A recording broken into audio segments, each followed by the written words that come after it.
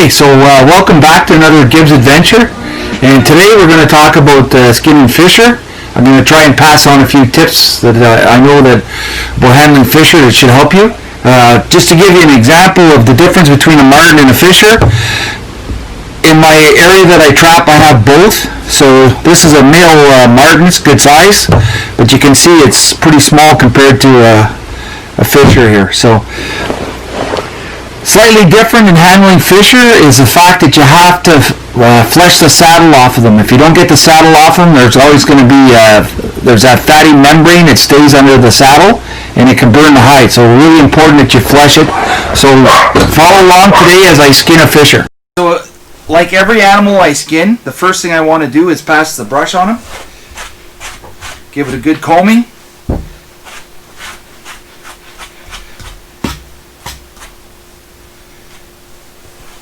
Oh, look at that, it's got a rub.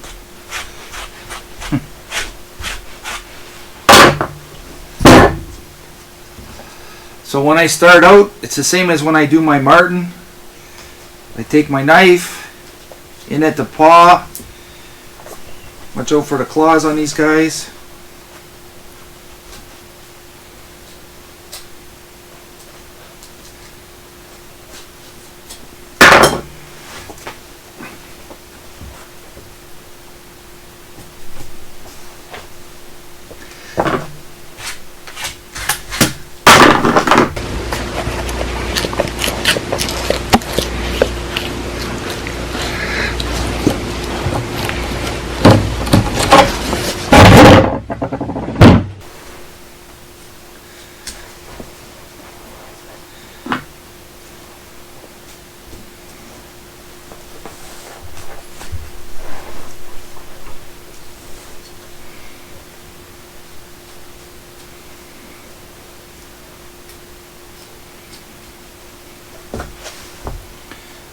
Once I have that cut across from the one back leg to the other,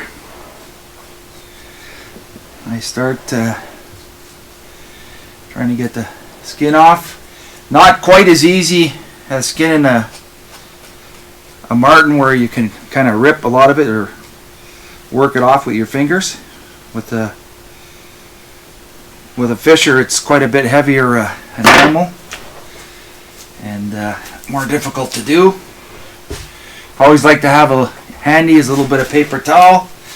I pull it down on the feet as much as I can, and then I just take my knife and I trim it off. And again, I'll do that on both sides here.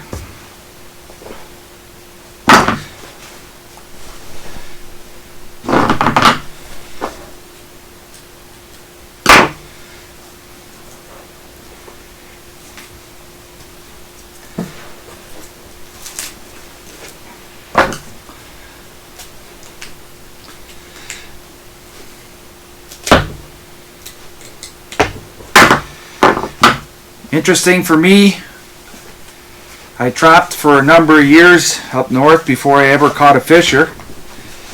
I used to catch 70 martin like clockwork, and then all of a sudden caught 70 martin and I got a female fisher, and I was so excited to catch that female fisher I almost rubbed the fur off of it. I kept checking it out. I thought it was such a cool animal. And slowly but surely, as they continued to log on my trap line, my martin numbers dropped and my fisher numbers started to increase. And the reason for that basically was martin are more of an old growth species. They don't tolerate openings in the forest as well as fisher do.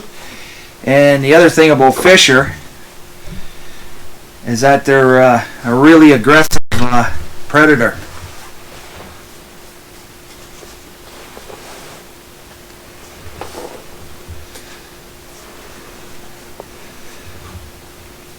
So this is a little male, juvenile male.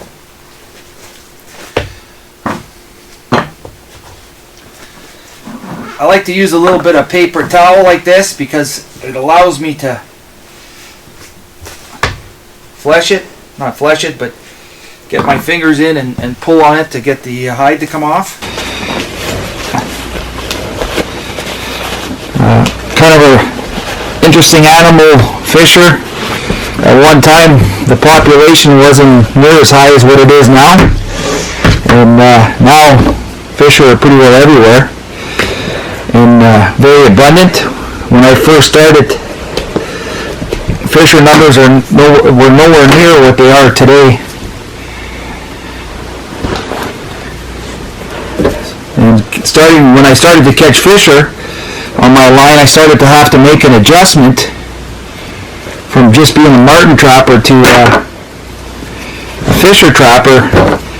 And one thing I can tell you about fisher, honestly, is that they're a way more aggressive predator and they're harder on traps.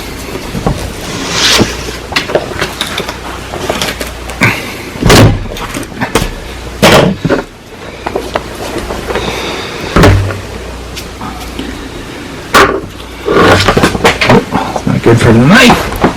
So this is a male, just taking out the batulum there, the penis bone.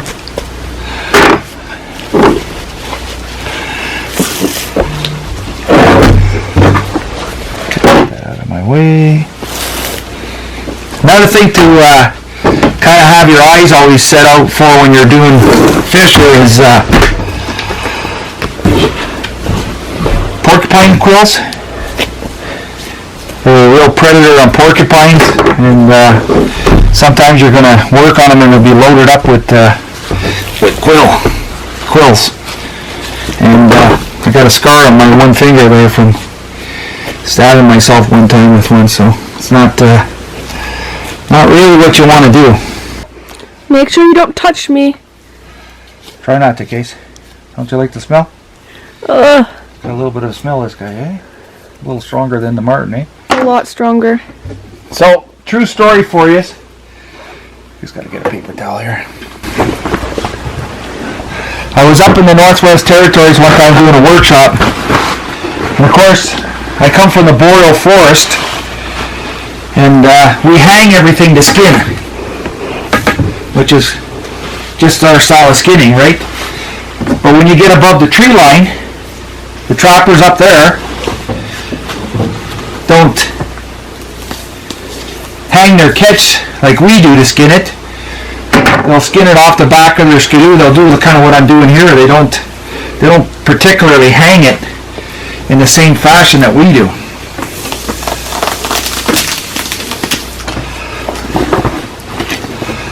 Because that's what the environment that they work in.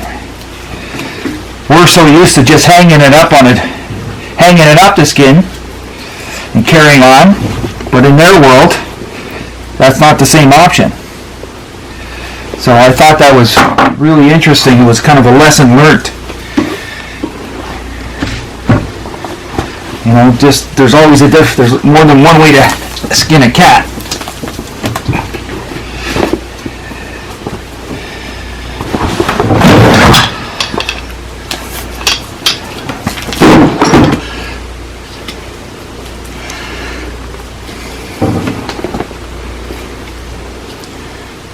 I guess I'm definitely not the world's fastest fisher skinner, right? Mm-hmm.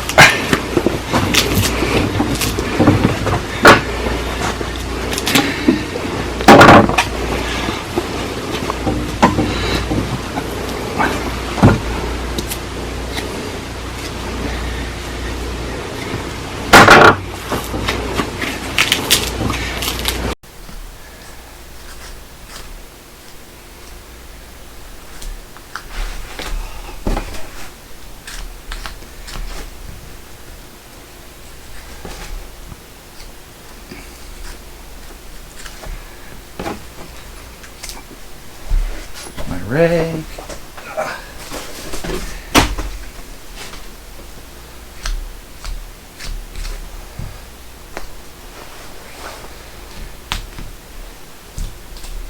There we go. Got it.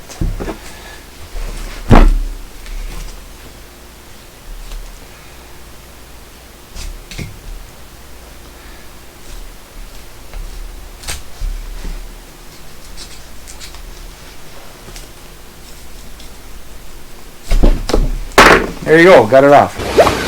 Again, ideally, you can see I skinned it. There's no blood anywhere. We're always trying to avoid blood. Again, if I was going to freeze this,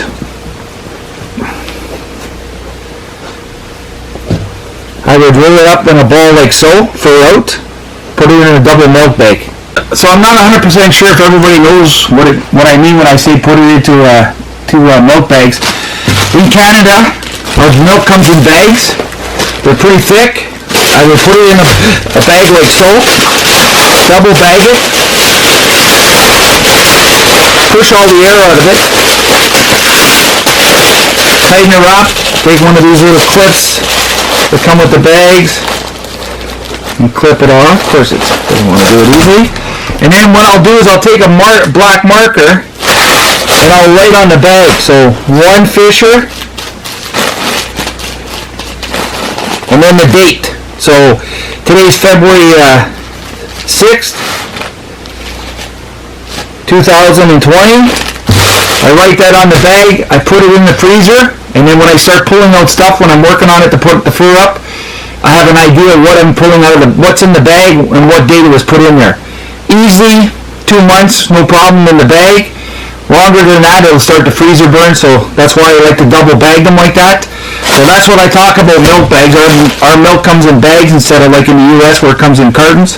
So these bags are really good. I save all kinds of these bags for exactly what I just did there for freezing, for processing my fur later on. Okay, so the difference between a marten and a fisher is the amount of fat in the saddle, and the saddle is relatively heavy, and under it is a layer of fat that has to be beamed. So what I do is set it up on my beam, start it up at the throat area here, and I start peeling it down. Takes a few minutes to get it going. I always like to have a pail to throw my chunks of fat in.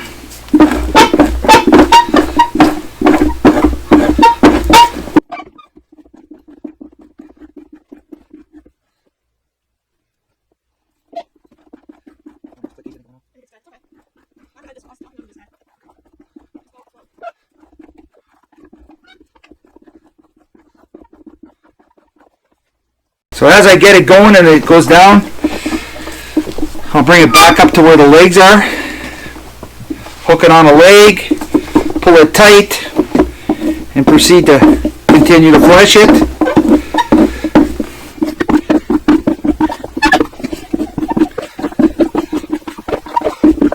So you can really see all that white fat that's under the red saddle, and it has to come off. That's really critical when you handle a fisher. I've seen a lot of fisher come into the auction house and that wasn't done, and they never truly dry properly, and it's subject to the actual leather burning. So always flesh your fisher is the moral of the story. Okay, so as I'm fleshing here, it's critical to make sure it's always tight and it doesn't bunch up. If it bunches up on you, you could potentially damage the skin when you're fleshing here, so try to keep it nice and straight. You can really see it starting to come like a real butter ball here now. You can see how nice and white the skin is once you get the saddle removed.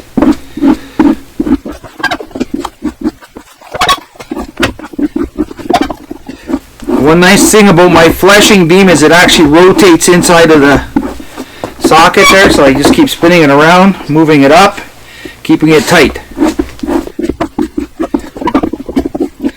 Bit of a green belly here. That was that smell, Casey. You know that bit of a smell you said? That's amazing too, because I just caught this thing and it's cold out and I skinned it today, so just means that their stomach acids never really stop working. One of the reasons why you want to skin things as quickly as you can. It's not as bad as a coyote, though, I can tell you that, or a wolf. Now a trick that I use when I get close to the skirt like that, the skirt is the end of this area right down in here, just the edge of the pelt with the saddle. I'm going to trim off the saddle.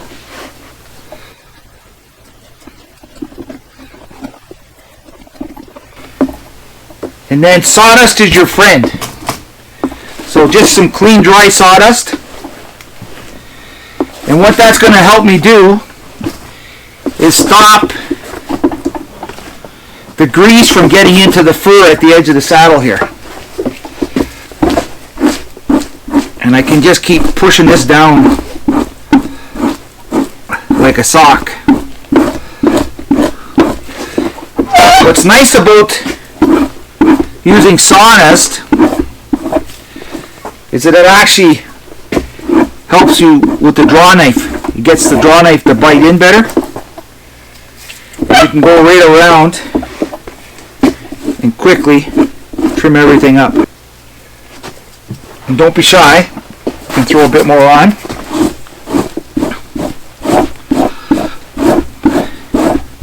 But you can see I have no real fat at all getting into the saddle, or to the skirt, I should say. Sorry, around the skirt. So keeps it nice and clean. And the sawdust I'm using is just regular sawdust. I'm lucky I have a bandsaw mill, so I always put a tarp down and collect all the sawdust when I'm cutting. But anything from like a bandsaw, table saw, anything like that works really good.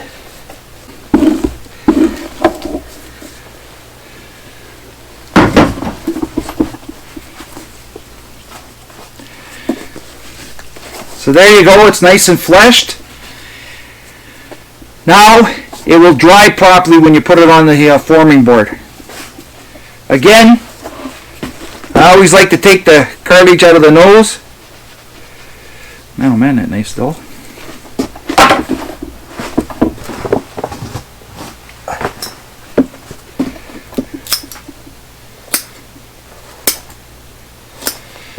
And the reason I'm always adamant about taking this chunk of cartilage out of the nose here, it just makes it so much easier when you go to turn it. You don't have that great big solid dried out nose. It's not going to push back on you. I use two boards when I do fisher. I put the females on a small fisher board. It's 5 inches wide. And then I put the males on what I call a fox board, 5 1/4 inches wide. So this is a large medium male. I'll put them on the male board. But just to give you an idea, this is actually my favorite fisher board for females. And like I said, I use a fox board for doing the males.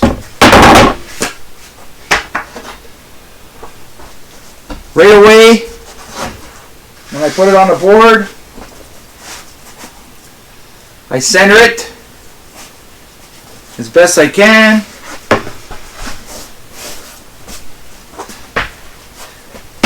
Okay, take my trusty comb here, brush it out. Okay, keep it nice and straight.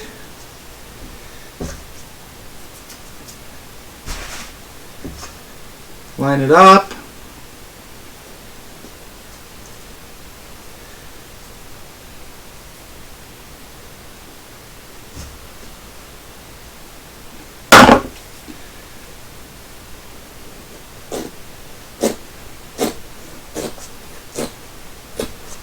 I split the tail right down to the tip.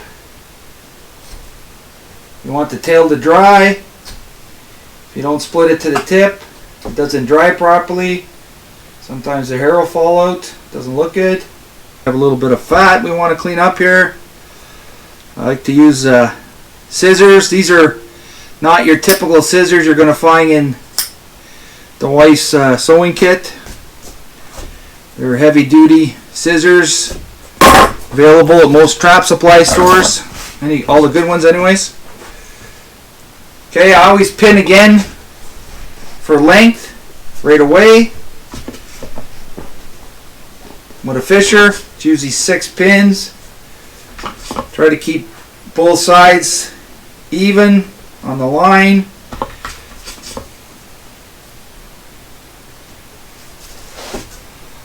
Okay, a little bit of fat right here. Again, I don't care how you do your tail. You can do it with wire mesh, you can do it with push pins, you can do it with T-pins, you can use cardboard, doesn't matter, just as long as you open it up and pin it so it can dry. Most of my boards are made out of basswood, which is a nice soft wood, perfect for pushing push pins in, and the other material I like to use is cedar. Cedar is another soft wood that allows the pins to go in nice and straight, and if you're using spruce or pine, sometimes it's a little harder, and sometimes you'll have trouble with your push pins. Another tip for you is I always buy and use 5/8 push pins. I never use the 1/2 inch ones. And if you can buy them, look for the Moore push pins. There's a lot of knockoff ones now, and guys are complaining that the heads, the pins are coming out of the heads. It's because, like everything else in the world that went to China, they try to make them as cheap as possible, and they're knockoffs, and they just don't seem to last like the original Moore pins. When I say Moore pins, you can see it right on the box there. Moore pins, push pins, 100 in a box. That's what you're looking for. Can out.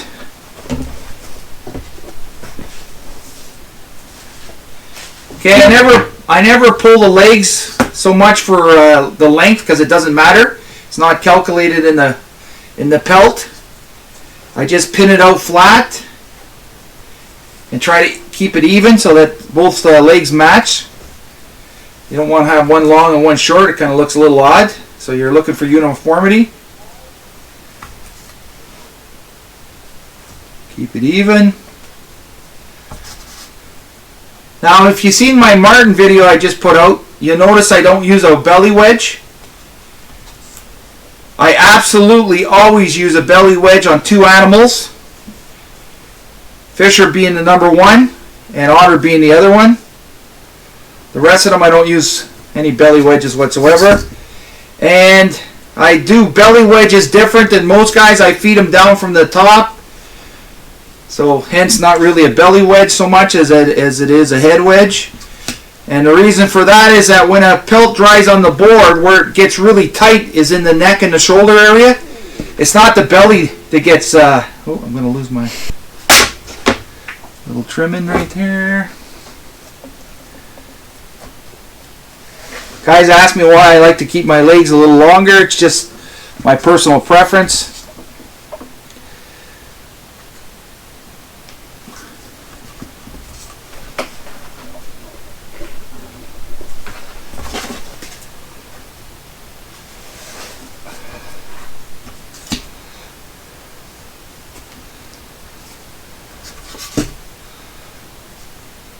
I trim up any excess pieces of fat.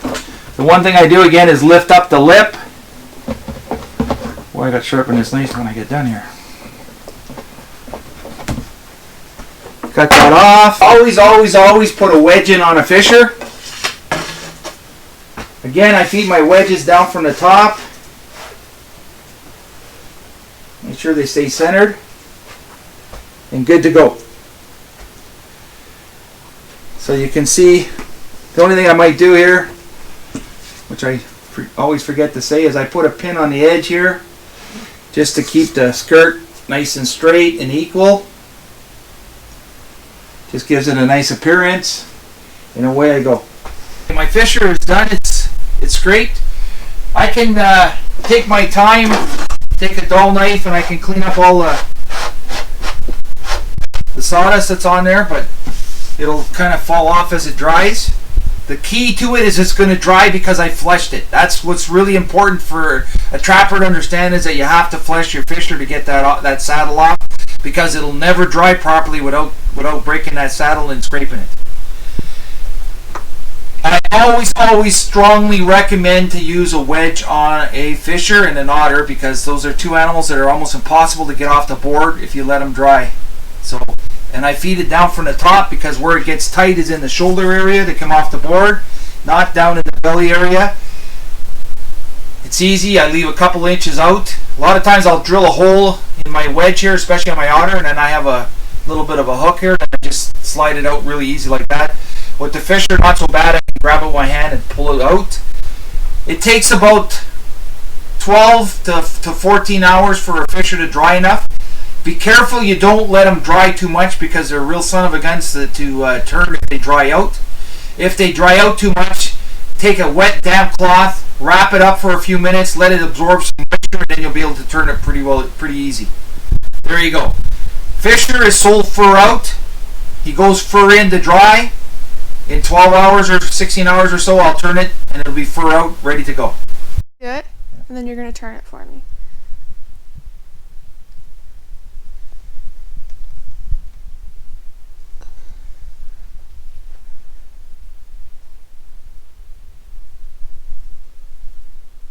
Okay, so thanks for following along. Another one of my little adventures here. I like to try to pass on some fur handling tips. It makes a big difference when it hits the auction floor. If you handle it right, put it on the right forming boards. Hopefully you like this video and you'll share it with your friends and give it a thumbs up. Take care. See you in the next one.